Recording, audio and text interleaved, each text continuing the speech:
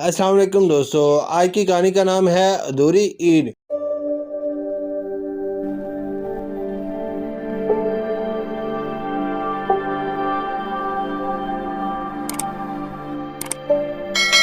प्यारे बच्चों, ईद की आमद है। ईद का सबको इंतज़ार होता है। अमीर हो या गरीब, सबकी ख्वाहिश होती है कि नए कपड़े पहने, ढेर सारे पैसे हों, खूब हल्ला गुल्ला हो, झूले हों, पिज़्ज़ा और बर्गर हो। छोटी ईद में सबकी यही मसरूफियत होती है, मगर बड़ी ईद में कुर्बानी होती है। गाय, बैल, दुम्बा, ऊँट और बकरा की कुर्बानी का सवाब अलग और चटपटे खानों का मज़ा अलग। कोई दिल कलेजी खा रहा होता है, कोई कबाब से लुत्फ अंदोज हो रहा होता है। बच्चों को इतनी समझ नहीं होती, मगर बड़ों को खूब समझ होती है कि कुर्बानी क्या है, क्यों है, इसका मकसद क्या है। मगर बदकिस्मती से वो सिर्फ कुर्बानी गोश्त के लिए करते हैं। फ्रिज भर लेते हैं, 2-2, 3-3 माह खाते रहते हैं। कुर्बानी का अजीम फलसफा नहीं समझते। ये तहरीर उनके लिए खास है जो बेहैसियत लोग होते हैं, अगर दिल के कंजूस होते हैं। गाय बैल में हिस्सा भी रख लेते हैं और बकरा मेंढा भी कुर्बान करते हैं। किसी के घर भेजना हो तो गाय बैल और फ्रिज भरना हो तो बकरे का गोश्त। मैंने अपनी आंखों से देखा है कि एक साहब ईद कुर्बान के काफी दिन बाद हज करके आए और बकरे की रान लिए कसाई की दुकान पर गए ताकि गोश्त बनवाया जा सके।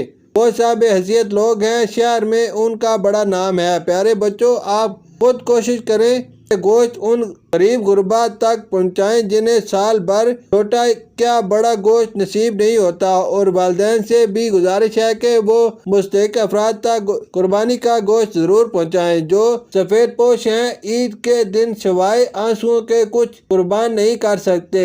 यही कुर्बानी का फलसफा है। बाबा 3 दिन रह गए हैं, गोश्त वाली ईद में हमें भी गोश्त खाने को मिलेगा। सोबिया ने कहा, हाँ क्यों नहीं बेटा, हमारे इर्द गिर्द मोहल्ले में बहुत से अफराद कुर्बानी करते हैं। बाबा ने कहा, मगर बाबा पिछली ईद पर तो किसी ने भी हमें गोश्त नहीं भेजा था।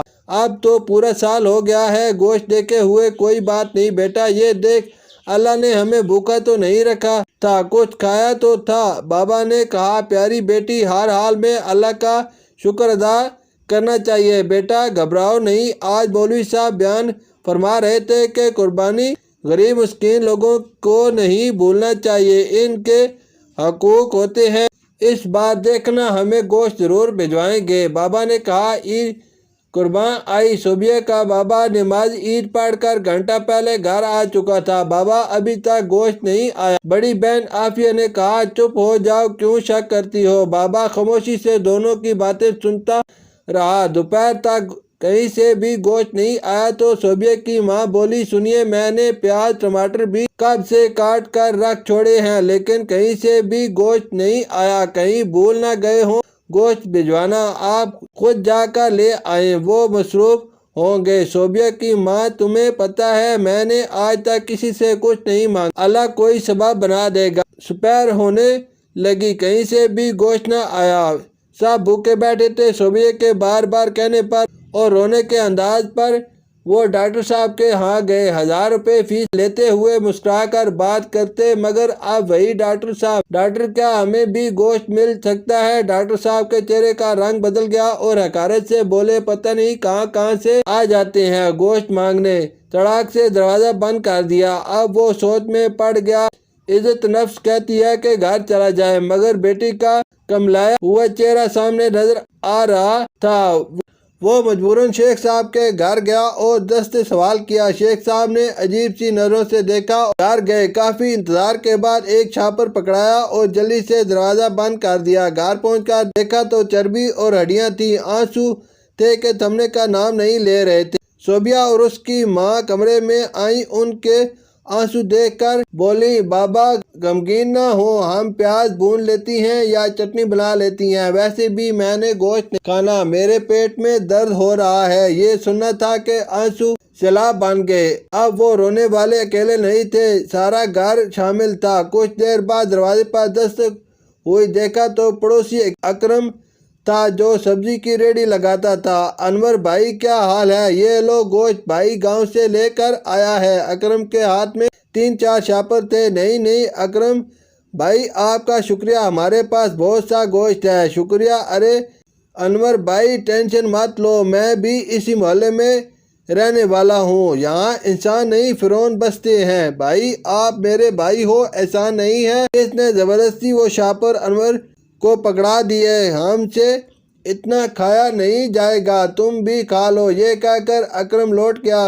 خوشی اور تشکر سے سب گھر والوں کی آنکھوں میں آنسو آ گئے اور اکرم کے لیے ڈھیروں دعائیں نکلی۔ عید کے دن مغرب کے وقت اچانک موسم خراب ہو گیا۔ آندھی بارش سے ہر طرف جل تل ہو گیا اور ساتھ ہی بجلی چلی گئی۔ رات یوں ہی گزر گئی۔ اگلے دن پتہ چلا کہ ٹرانسفارمر جل گیا ہے۔ دوسرے دن شام کو ٹرانسفارمر اتار کے لے گئے۔ تیسرے دن تک ٹھیک نہیں ہوا۔ چوتھے دن وہ کسی کام سے صوبیہ کے ساتھ نکلا۔ دیکھا کہ شیخ صاحب اور ڈاکٹر صاحب گوشت کے شاپر بھرے گھر سے باہر کوڑے دان میں پھینک رہے تھے۔ بجلی نہ آنے کی وجہ سے فریج میں پڑا سارا گوشت خراب ہو چکا تھا اور اس پر کتے جھپٹ رہے تھے۔ اسے دیکھ کر صوبیہ نے کہا، بابا اس کا مطلب ہے کہ انہوں نے قربانی ان کتوں کے لیے کی تھی۔ جسے سن کر شیخ صاحب اور ڈاکٹر صاحب کے چہرے دیکھنے والے تھے۔ شکریہ۔